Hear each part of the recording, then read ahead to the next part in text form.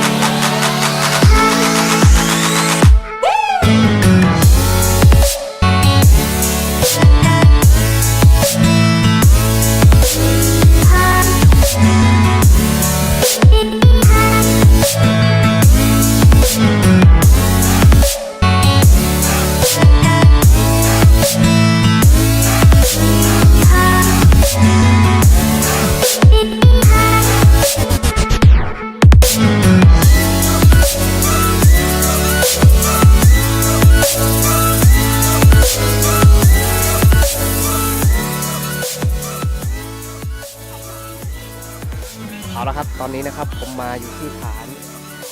กำแพงตาไข่นะฮะข้างหลังผมนี่ฮะดูนะฮะ